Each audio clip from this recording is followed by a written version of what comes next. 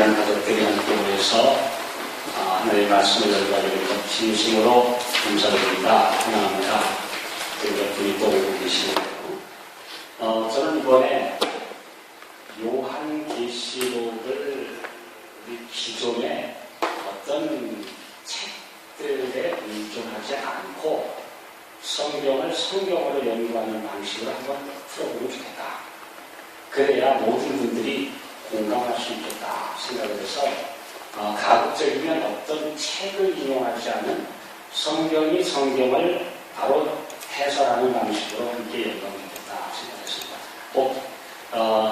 또 어떤 사람의 연구에는 부족한 것이 있더라도 우리 함께 기도하는 마음으로 하나님 말씀을 연구하시고 함께 은혜 받으시고 또 나중에 우리 함께 그 부분에 대해서 또 의견을 말씀하실 수 있으면 하셔서 함께 진리를 우리 확증하는 그런 시간이 되시기를 간절히 기도합니다.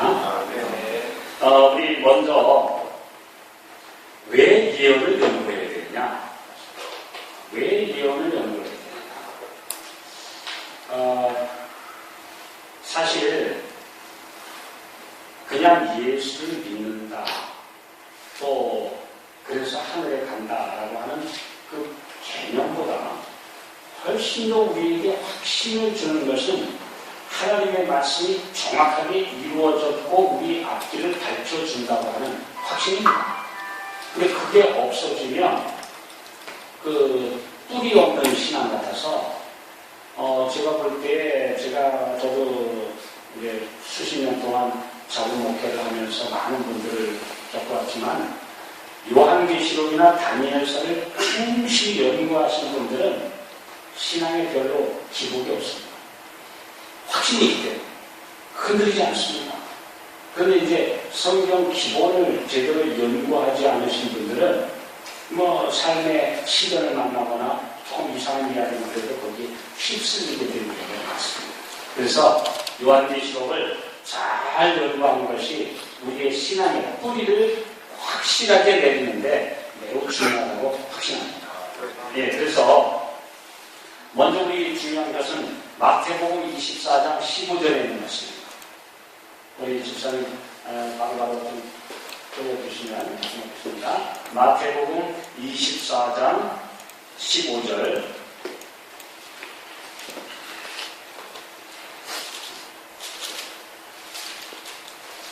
그러므로 너희가 선지자 다니엘의 말한 바 멸망에 가증한 것이 거룩한 곳에 선 것을 보거든 읽는 자는 깨달으시다. 그러니까 예수님이 직접적으로 구약의 다니엘서를 인용하셨습니다. 그리고 읽는 자는 깨달을진저 말씀하셨습니다. 우리가 잘 아는 대로 멸망에 가증한 것이 거룩한 곳에 선 것을 보거든 읽는 자는 깨달으시죠. 이게 굉장히 중요했습니다. 왜 그러냐 하면 예수님이 승천하시고 난 다음에 제자들이 이 말씀을 기억하고 있었어요. 그런데 어느 날 이제 수십 년이 지난 후인데 로마의 군대가 갑자기 들이닥쳐서 예루살렘을 에워싸는 것입니다. 멸망에 가증한 것이 거룩한 땅에 서는 게 바로 이거구나. 그런데 피난할 길이 없었습니다. 그런데 희한하게도 바로 얼마 후에 로마의 군대가 포위를 풀고 퇴가가 간 것입니다. 세스티어스 장군의 군대가 분명히 석 달 20일 동안이나 맹렬하게 멸망시킬 것처럼 포위를 했다가 갑자기 그냥 포위를 풀고 가버리는 것입니다. 그런데 그때 놀라운 현상이 일어났습니다. 그 예루살렘 성 적어도 20명의 장정이 겨우 열 수 있는 그 예루살렘의 성문이 갑자기 성도 안 됐는데 쫙 열린 것입니다. 바로 그때 예수님의 말씀을 들었던 사람들은 이때다! 지금이야말로 도망할 때다. 그래서 열린 예루살렘 성문으로 다 빠져나갔습니다. 하나님을 믿는 신실한 백성들은 예수님의 말씀을 기억하고 있던 백성들은 그래서 저 요단강 건너서 멀리 벨라 골짜기에 가서 전원 생활을 하면서 살았습니다. 근데 그 안에 있던 사람들은 생각하기를, 야, 그러면 그렇지. 우리 예루살렘이 택한 백성인데 어떻게 멸망하냐? 우리는 지금 하나님의 거룩한 택한 백성인데 감히 로마 군대가 예루살렘을 어떻게 멸망시킨단 말이냐? 걱정 마라. 우리가 지금 로마 군대를 취입해서 이번에 큰 승리로 거뒀고 절대 못 올 것이다. 안심했습니다. 근데 2년 반이 지난 뒤에 정확하게 그 세스티어스의 아들이 되는 타이터스 장군이, 티투스 장군이 다시 또 예루살렘을 와서 에워쌌는데 그때는 피할 길이 없었다. 네. 그러니까 다니엘의 예언을 잘 기억하고 그 다음에 예수님의 말씀을 기억하고 멸망에 가져간 물건, 로마 군대가 팔레스타인 땅에 선 것을 보거든 무조건 도망하라는 말씀에 주의해서 뭐라고 했습니까? 그 다음 말씀을 계속해서 보면은 그때 유대에 있는 자들은 산으로 도망하는데 지붕 위에 있는 자는 집 안에 있는 물건 가지고 내려가지도 말고 밭에 있는 사람들은 집에 들리지도 말고 바로 도망가는 것입니다. 진짜 도망갔어요. 근데 제가 참 재미있는 사실을 발견합니다. 2년간이나 했었습니다. 그러니까 만약에 예수님한테 불평할 수 있는 사람은 불평할 거리가 있습니까? 왜 예수님 로마 군대가 예루살렘 에워쌌다가 풀리거든 솔직히 좀 다 챙겨서 물건 다 마차에다 싣고 피난해도 된다 그렇게 말씀하셨다면 제가 다 챙겨가지고 갈 건데 몽땅 놔두고 도망을 갔더니 금방 멸망이 안 나요. 자그마치 2년 반 동안이나 멸망이 안 나요. 그러더니 2년 반 후에 딱 에워싸인 것입니다. 우리가 여기서 무엇을 알 수 있느냐? 예수님은 우리의 생명이 더 귀중하기 때문에 재산이나 소유는 다 잃어버려도 목숨만 던지면 된다 그 말씀이에요. 그렇죠? 너 재산 다 놔뒀다고 괜찮다. 내가 너 먹을 거 줄 거니까 걱정하지 마라. 어쨌든 사인이 오면 빨리 행동하라. 왜냐하면 그때 천천히 봐가면서 가려다가는 못 간다는 거죠. 주저앉는다는 거예요. 그리고 하나님의 말씀에 대한 확신이 떨어지게 되고 주저앉으니까 안 된다는 거예요. 그래서 타이터스가 재차 예루살렘을 침공했을 때는 추천했습니다. 모든 유대인들이 다 이제 초막절을 지키러 예루살렘에 모여들었었는데 300만 명 가까운 사람이 모였는데 그때 100만 명이 죽었습니다. 그 다음에 약 100만 명은 노예로 풀려갔습니다. 나머지 아주 가진 것이 없는 불쌍한 사람만 남아서 비참한 삶을 살아야 했습니다. 그러니 오늘 우리가 말씀에 주의한다고 하는 것은 그렇게 주의한다는 거죠. 그래서 선지자 다니엘의 말한 바, 또 다시 말하면 계시록에 예언된 바 읽는 자는 깨달으시다. 이건 아주 중요한 것입니다. 우리가 그래서 예언 연구는 매우 중요하다. 아모스 3장 7절에 보면 주 여호와께서는 자기의 비밀을 그 종 선지자들에게 알게 하지 아니하시고는 결코 행하시리 없다.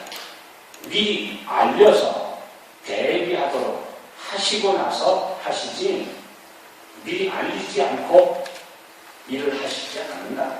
그러니까 우리가 하나님의 선지자들을 통해서 주어진 경고와 그 다음에 예언에 대하여 주의해야 된다.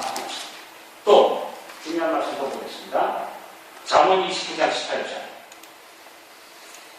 제가 오늘 이제 서론으로 예언 연구는 정말 중요하다고 하는 말씀을 함께 좀 나누고 있는 것입니다. 잠언 29장 18절. 자, 우리 함께 읽어보실까요? 시작. 묵시가 없으면 백성이 방자에 행하거니와 율법을 지키는 자는 복이 있느니라. 묵시가 없으면 백성이 방자에 행하느니라. 사사기서에 보면 각각 제 소견에 옳은 대로 행하던 그런 혼란한 시대처럼 방자에 행한다. 그런데 흥정역에는 뭐라고 되어 있냐면 묵시가 없으면 백성이 시들어 죽는다. 이렇게 있습니다. 페리시. 이 똑같은 용어가 요한복음 3장 16절에 있는 말씀과 똑같은 용어입니다. 하나님이 세상을 이처럼 사랑하사 독생자를 주셨으니 이는 저를 믿는 자마다 뭐하지 않고 멸망치 않고, 그 말과 묵시가 없으면 백성이 멸망하거니와 페리시 똑같은 단어입니다. 네, 똑같은 단어. 헬라어에서도 거의 같은 뿌리를 쓰고 있습니다. 그래서 멸망한다 이겁니다. 만약에 계시가 없으면 백성이 시들어 말라 죽는다는 것이죠. 예. 그래서 우리가 왜 신앙이 시들시들한가? 하나님의 말씀 연구하라. 예언의 빛을 주의하지 않으면 백성이 영적으로 시듭니다. 신앙이 시듭니다. 그렇기 때문에 말씀의 연구는 아주 중요하다고 하는 것을 이야기해 주고 있습니다. 자, 그 다음에 우리 왜 예언 연구를 해야 됩니까? 요한복음 14장 29절. 예언 연구의 아주 중요한 점은, 자, 우리 함께 읽어봅시다요. 시작. 이제 일이 이르기 전에 너희에게 말하는 것은 일이 이를 때 너희도 믿게 하려 합니다.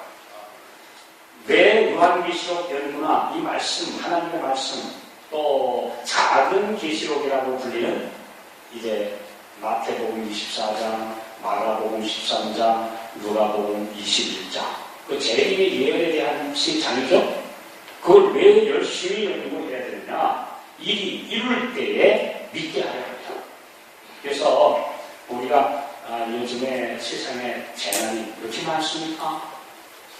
그렇다고 해서 참 세월, 이름도 세월호야.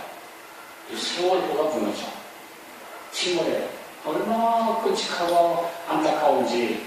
그런데요, 제가 그걸 보는 순간 멸망하는 바벨론에 있는 사람들이 괜찮다, 염려하지 마라, 거기 가만히 있어라 그러다가 그대로 순진한 백성들 다 죽이는 그 꼴이 오늘 기독교에 오늘 가라앉는 멸망하는 바벨론에 있는 거짓 목회자들의 안심하라, 거기 절대 가지 마라 하는 사람들 똑같아요.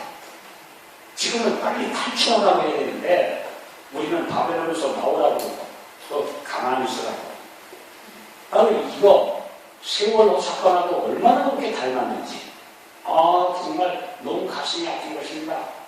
우리가 그래서 하나님의 말씀을 보면서 확실히 똑같은 말씀을 예수님 13장 19절에 또 그렇게 말씀하셨어요. 네, 똑같은 말씀이 중요하기 때문에 일이 이룰 때에 너희로 믿게 하려 합니다. 네, 몇 번이나 그런 말씀을 반복하십니다. 이루기 전에 일이 너희에게 이르면 이룰 때에 내가 그 일을 너희로 믿게 하려 합니다. 그렇게 말씀을 하셨습니다. 자, 그 다음에 우리 왜 예언 연구를 반드시 그리스도인은 해야 되는가? 베드로후서 1장 19절로 20절 한번 좀 읽어보겠습니다. 베드로후서 1장 19절로 20절. 베드로후서입니다.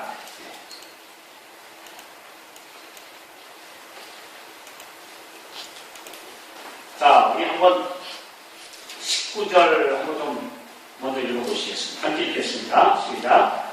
또 우리에게 더 신앙의 영이 있어 어두운데 비치는 등불과 같으니 낮에 새별이 너희 마음에 떠오르기까지 너희가 이것을 전하는 것이 바랍니다.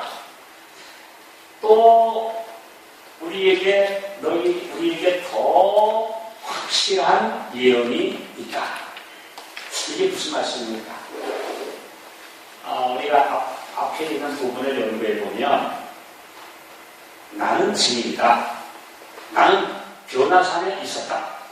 나는 예수님과 함께 있었기 때문에 증인의 자격이 있고 그분이 나와 함께 계심을 믿는다. 그러나 우리 세대가 다 죽은 다음에 잠든 다음에는 증인이 없어지면 의심할 수도 있다.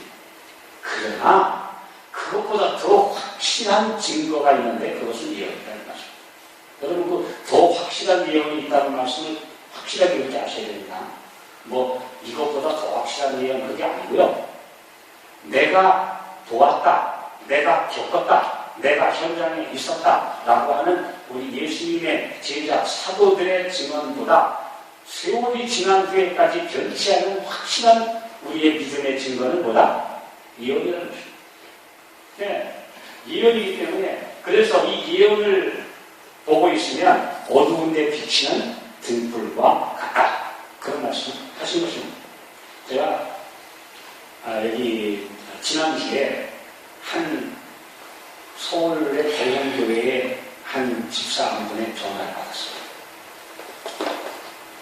제가 요즘에 막 속에서 굉장히 지금 두려움 갖고 있습니다. 왜 그렇습니까? 아니 글쎄 우리 교인들은 하나도 모르게 우리 교인이 12,000명인데요. 서울의 큰 교회인데요. 우리 교인들 하나도 모르게 우리 교인들이 도매금으로 몽땅 WCC에 가입했습니다. 돼 있습니다. 그러니까 지금 여기 나가지고 우리 목사님한테 따라줬습니다. 나는 분명히 WCC에 동의하지 않습니다. 어떻게 우리가 불교도 구원이 있고, 회교도 구원이 있고, 어디도 구원이 있고, 캐톨릭도 구원이 있고 다 그러는데 내가 어떻게 거기 동의합니까? 그런데 왜 목사님 우리가 거기에 가입이 됐습니까? 가입이 됐다. 왜 우리 교인들 의사도 안 물어보고 목사님 얘기하면서 거기다 가입을 했습니까? 난 동의 못합니다. 집사가 목사가 하면 따라오는 거지. 속이 답답히 터져서 내가 집사가 목사가 한 대로 따라오니 고만이지. 아니 목사님 집사는 성경이 틀린 대로 목사님이 계속 따라가는 겁니까? 그랬더니 집사가 아니 뭘 더 알아? 나보다 더 알아? 깨끗. 속이 답답해서 터져서 내가 죽겠습니다 이거. 그래서 교회 재무한테 가대요. 교회 재무장로한테 가서 우리 재정 WCC에 얼마나 나옵니까? 한 달에 170만 원씩 드리겠죠. 그 교회 대형 교회 가서 WCC 협의회에 회비를 한 달에 170만 원씩 낸대요. 그럼 우리 낸 돈을 갖다가 왜 우리 동의도 안 하는데 근데 우리 집사회들 얘기하니까 다 뭔지도 모르고 동의 안 하는데 왜 뭔가 갖다 줬습니까? 왜 우리 12,000명을 갖다가 몽땅 갖다가 WCC에다가 다 갖다가 가입을 시켰습니까? 한참 동안 여기 나서 전화를 해요. 그래서 집사님 그래서 내 구원을 목사님에게 맡기면 안 됩니다. 내가 연구를 해야지. 대사로니까 교인들은 보다 더 신사적이었던 베레아 사람들은 날마다 말씀을 연구하고 이것이 그러한가 하여 성경 상고했다는데 상고가 뭡니까? 상고 자세할 상자죠? 자세히 연구했다 깊이 연구했다. 우리 말씀 연구해야 되지 않겠느냐? 예. 오늘부터 제가 진짜사 이번에 가입할 텐데요. 제가 이번 그 연구회에 못 가지만 거기에서 강의한 모든 동영상을 올려주십시오. 제가 열심히 연구하고 우리 교인들에게 이거 전하겠습니다. 오늘 저희가 이거 연구하는 겁니다. 예, 연구하는 것입니다. 자, 그 다음에 디모데전서 1장 18절. 디모데전서 1장 18절. 왜 우리가 성경 예언을 깊이 연구해야 되느냐? 그냥 예언이라고 하는 것이 막연한 것이냐? 데살로니가전서 1장 18절. 아들 디모데야, 내가 네게 이 경계로서 명하노니 전에 너를 지도한 예언을 따라 그것으로 선한 싸움을 싸워. 예언을 연구해야 선한 싸움을 싸울 수 있습니다. 왜냐하면 우리에게 주신 빛을 따라가야 그것이 무기가 되고 힘이 되고 그래서 다가오는 모든 오류와 미신과 싸울 수 있죠. 그래서 예언을 연구하는 사람만 오류와 미신으로 더불어 싸울 수 있습니다. 분명한 것입니다. 그 다음에 유다서 14절입니다. 제가 예언 연구의 중요성에 대해서 말씀을 쭉 뽑아보다 보니까 이제 이 말씀을 드리는데요. 유다서 14절. 아담의 7세 손 에녹이 사람들에게 대하여도 예언하여 이르되, 에녹은 예언자였습니다. 에녹은 예언하였습니다. 무려 1000년 전입니다. 에녹이 살아있던 시대에는 거의 1000년 전인데 노아 홍수를 미리 예언했습니다. 그리고 그뿐만 아니라 노아 홍수뿐 아니라 예수님의 다시 오시는 재림까지 무려 몇천 년 전에 4,500년이 넘은 옛날에 이미 예수님의 재림을 예언했습니다. 그러니 오늘 우리가 예언을 하는 백성이 되는 것은 매우 중요하다. 우리 동의하시겠죠? 네. 자, 그러면 우리 계시록을 간단하게 서론을 보고 제가 좀 들어가려고 합니다. 요한계시록 1장 3절입니다. 요한계시록 1장 3절. 자, 우리 다 함께 읽으시죠. 시작. 이 예언의 말씀을 읽는 자와 듣는 자와 그 가운데 기록한 것을 지키는 자들이 오리나니 해가 가까워요. 우리 요한계시록을 제가 해설하는 많은 분들의 책을 제가 서점에 가서 찾아보니까 대부분 교회에서는 요한계시록을 안 가르칩니다. 안 가르쳐요. 그 동안책이라고 그 계시 함부로 연구하면 안 된다고 안 가르치는 교회가 대부분 많고, 그 다음에는 지난번에 한 분이 요한계시록 연구에 대한 자기가 알기만하고 저한테 경기도 평택인가 있는 한 교회에서 보내왔어요. 그걸 보면서 참 놀랐습니다. 해석을 어쩌면 그렇게 자기 마음대로 하셨는지, 성경에 근거도 없는 얘기를. 사실 굉장히 놀랐어요. 적어도 우리가 믿으려면 성경적인 근거를 가지고 이야기를 해야 되는데 참 기가 막힙니다. 그런 해석들. 그래서 베드로후서 3장 15절에 있는 것처럼 억지로 풀면 안 됩니다. 멸망이 이르니까 적어도 성경적 근거를 가지고 풀어야 된다. 그 다음에 그래서 읽는 자와 듣는 자들과 그 가운데 기록한 것을 지키는 자들이 보이다.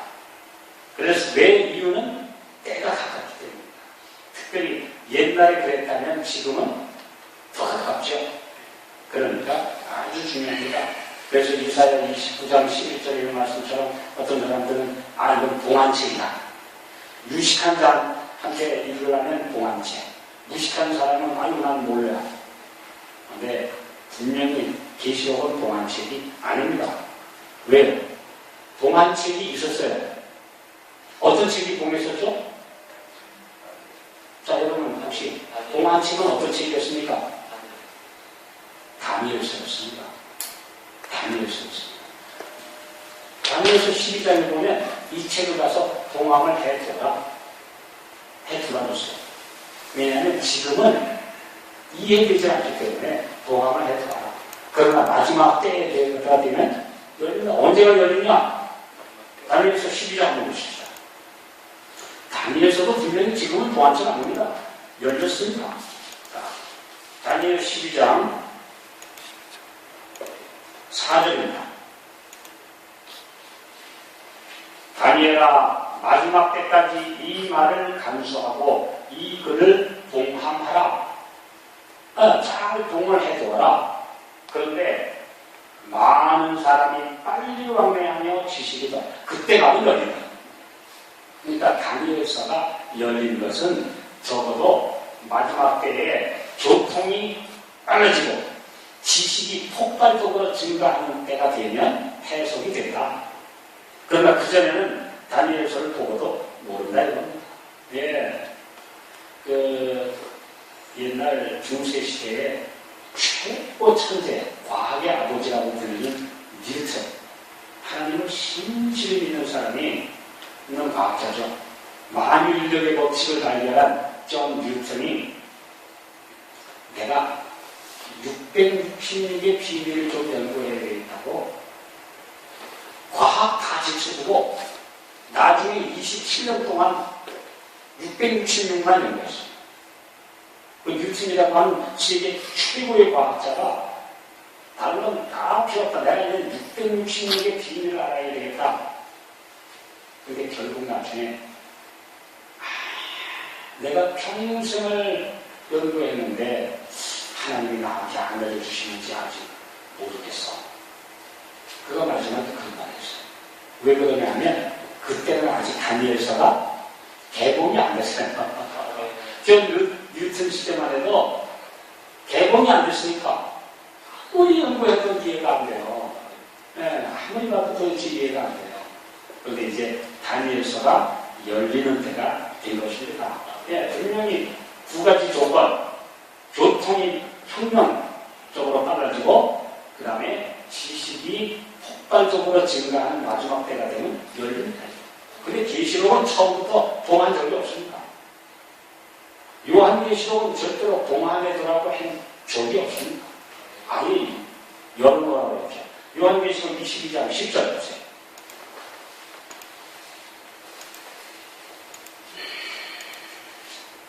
요한계시록 22장 10절 또 내게 말하되 이 책의 예언의 말씀을 임봉하지 말라. 때가 가까워. 그러니까 다니엘서는 워낙 구약시대였기 때문에 먼 예언이기 때문에 혹시 이해 못될까봐 봉합해뒀다가 열린다고 하셨지만 요한계시록은 아예 사도시대 때 이후로 아예 봉합이 안 됐습니다. 예, 봉합하지 않았습니다. 그러니까 요한계시록은 절대 처음부터 인봉된 적도 없고 아예 열려있던 책이기 때문에 누구나 연구할 수 있는 책인데 그걸 연구하지 않아서 많은 사람들이 지금 아직도 요한계시록에 대해서 이해를 못하고 있는 것들이 너무 많다. 이건 큰 문제입니다. 그러니 오늘 우리 요한계시록의 서론을 제가 지금까지 좀 말씀을 드렸는데요. 이건 아주 중요하기 때문에 제가 말씀을 드린 것입니다. 자, 그 다음에 요한계시록의 독특성에 대해서 좀 살펴보고 제가 좀 들어갈까 합니다. 요한계시록 1장 1절.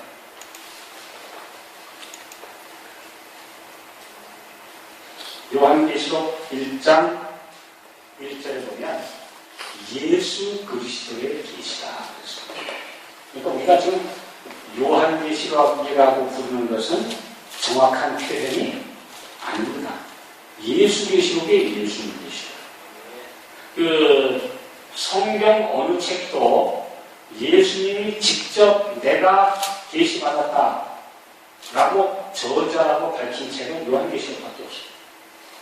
네, 다른 책들은 다 사람, 대기자를 통해서 성경의 저자들이 기록을 했지만 물론 기록은 요한이 했지만 예수 그리스도에 계십니다. 그러니까 우리가 그래서 원래 영문이나 라틴어에도 그냥 계시록이지 요한계시록이라고 안 했는데 이 나중에 학자들이 거기다 엉뚱하게 요한계시록이라고 붙이고 그냥 계시록입니다. 예, 계시록. 그래서 이 계시록은 성경의 가장 중요한 마지막 책이다. 제가 이걸 찾아보기 위해서 여러 좀 문헌을 좀 찾아봤는데요. 계시록은 성경의 전체적인 요약본이다. 그렇게 보시면 됩니다. 모든 성경의 65권의 내용들을 잘 요약해서 마지막에 딱 요약해 놓은 책이 요한계시록입니다. 그래서 요한계시록은 구약의 39권 중에 26권에서 직접적으로 인용을 했습니다. 네, 그래서 성경을 직접적으로 인용을 했고요. 계시록이 총 404절인데 278절, 거의 70%가 성경의 말씀을 인용했거나 거기에 있는 내용들을 사용했습니다. 그러니까 요한계시록은 사실상 구약 성경 전체의 모든 내용을 잘 마지막 마무리해서 요약해 놓은 책이다 하는 것을 아실 수 있습니다. 요한계시록을 모르면 빛이 없기 때문에 아까 제가 말씀드린 대로 잠언 29장 18절에 있는 말씀처럼 묵시가 없으면 백성이 방자에 자기 마음대로 해나가고 또 다른 말씀에는 시들어 죽는다. 네, 하나님 말씀을 모르면 영적으로 시들시들 내가 어느 시대에 와 있는지 이거 모르니까. 그래서 오늘 계시록 연구는 그만큼 중요하다고 하는 것을 꼭 이해하시면 좋겠습니다. 자, 그 다음에 창세기의 2장과 요한계시록의 2장만 고통과 죄와 죽음이 없습니다. 그러니 창세기는 성경의 서로, 요한계시록은 성경의 결론. 매우 중요합니다. 요한계시록, 저는요 어렸을 때 성경 연구 중에서 요한계시록 연구한 것들이 제 일생에 지금도 남아서 제 신앙을 붙들어 줬습니다. 가장 어려운 때에도 기억해야 될 말씀. 우리가 하나님의 백성으로서 어느 시대에 와 있느냐. 그걸 모르면 참 답답한 거죠. 예, 내가 만약에 어떤 길을 가면서 제일 반가운 건 목표 지점 몇 킬로 남았다. 그때 참 좋잖아요. 내비게이션이 지금 몇 킬로 남았다. 근데 그걸 모르면 이거 한없이 어디를 잘못 가는지 어떤지 그거 모르니까. 요거 우리가 요한계시록은 굉장히 중요합니다.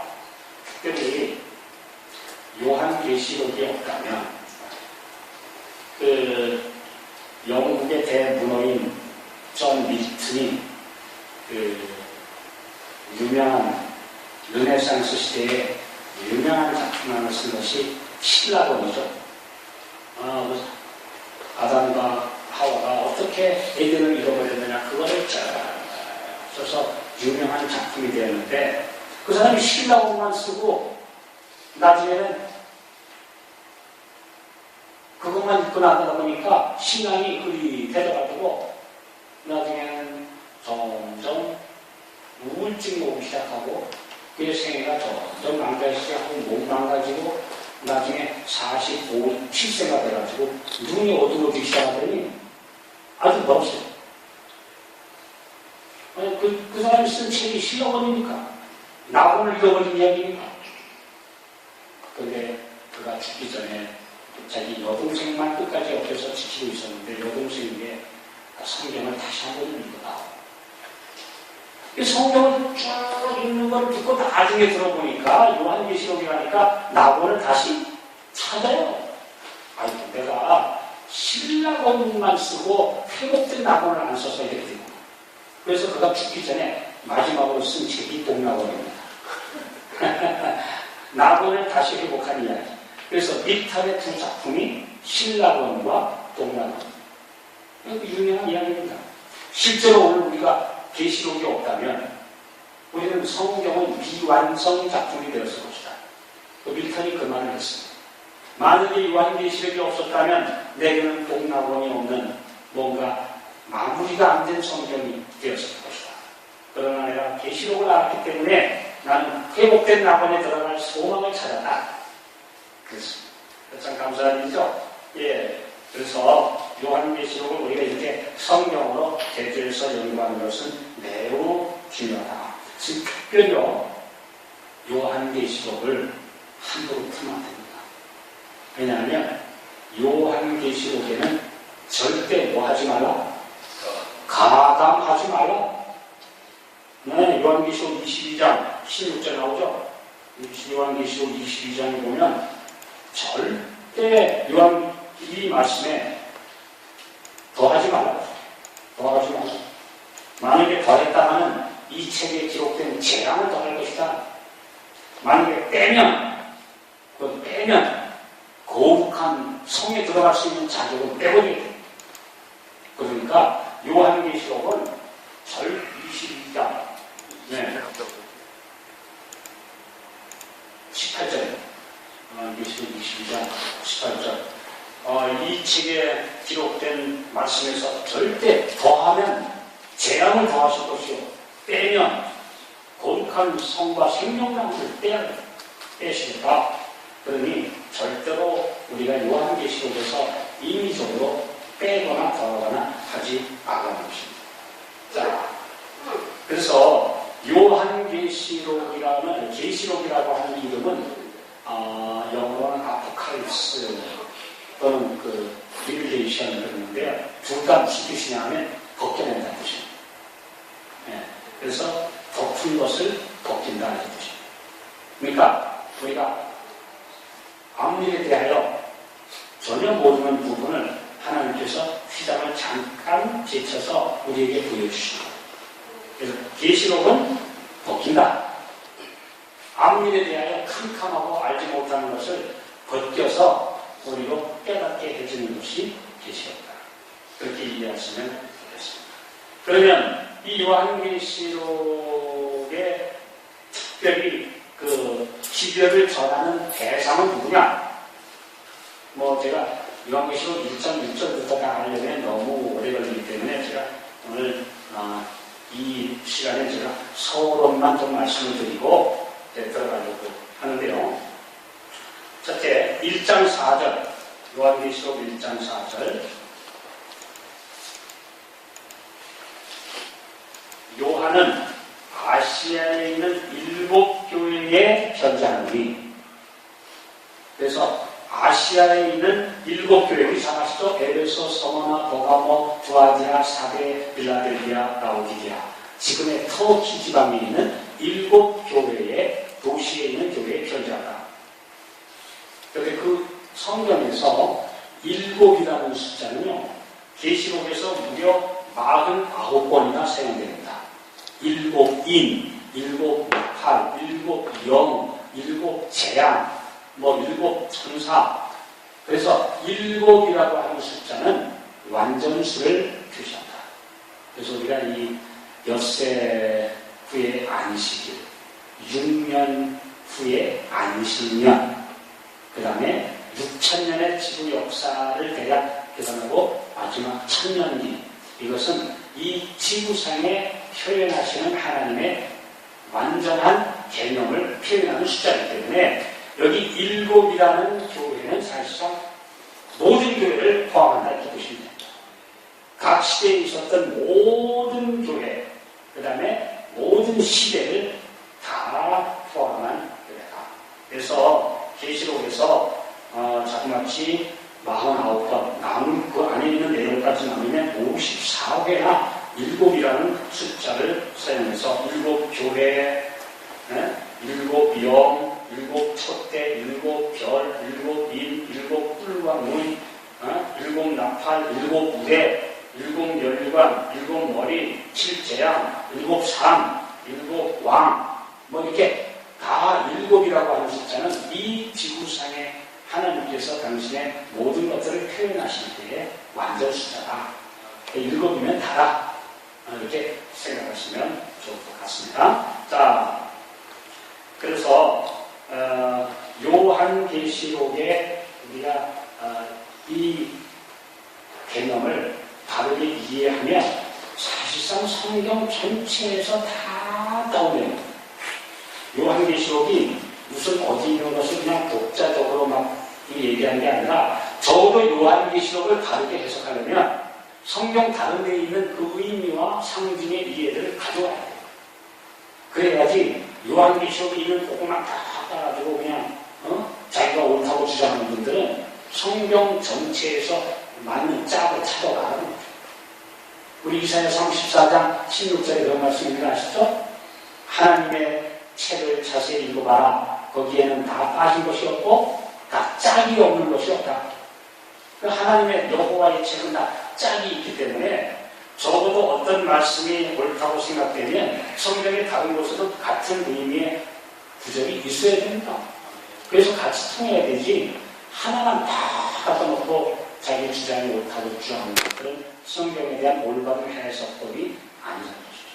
그래서 저도 요한계시록을 꽤 오래전부터 공부도 했고 가르쳐왔지만 이번엔 제가 그래서 어떤 책을 갖다 놓고 연구하는 것보다 성경 가지고 한번 풀어보자. 정말 그래서 같이 이해하시고 우리가 요한계시록에 보여주신 복 우리 받아야 되지 않나요? 요한계시록에 7개의 복이 나와 있습니다. 참고로 좀 말씀드리면 1장 3절에는 읽는 자와 듣는 자들과 그 가운데 기록하는 것을 지키는 자들이 복이 있다. 그 다음에 14장 13절 주 안에 자금 이후로 주 안에서 죽는 자들이 복이 있다. 그 다음 세 번째, 누구든지 깨어 자기 옷을 지켜 벌거벗지 아니하고 자기의 수치를 보이지 아니하는 자가 복이 있다. 19장 9절 어린 양의 혼인잔치에 청함을 입은 자들이 복이 있다. 그 다음에 20장 6절 첫째 부활에 참여하는 자들은 복이 있고 거룩하다. 그 다음에 20장 7절 예언의 말씀을 지키는 자들이 복이 있다. 22장 14절 그 두루마기를 따는 자들이 복이 있다. 큰정력 성경에는 계명을 지키는 자들이 복이 있다. 그래서 7가지 복이 계시록에 예언되어 있습니다. 아무쪼록 우리 잠깐 쉬셨다가 다시 저는 좀 짧게 이렇게 잘라서 말씀드릴 건데요. 우리 요한계시록에서 우리 깊이 있는 하나님의 말씀들을 연구하기 바라고, 제가 오늘 나머지 1시간하고 내일 2시간은 요한계시록 12장을 연구하려 합니다. 왜냐하면 요한계시록의 이 22장이죠. 절반을 딱 자르면 11장 다음. 근데 요한계시록 11장을 전반부, 12장부터를 후반부라고 본다면 후반부에서 가장 핵심되는 장이 12장, 그 다음에 13장, 14장. 그래서 우리가 성경을 연구할 때 요 장만 연구해도 우리가 아주 기본적인 것들을 이해할 수 있기 때문에 이번 짧은 기간에 최소한 요한계시록 우리 12장을 좀 연구하시면 좋겠다 생각이 들어서 우리 나머지 시간에 12장을 연구하시다.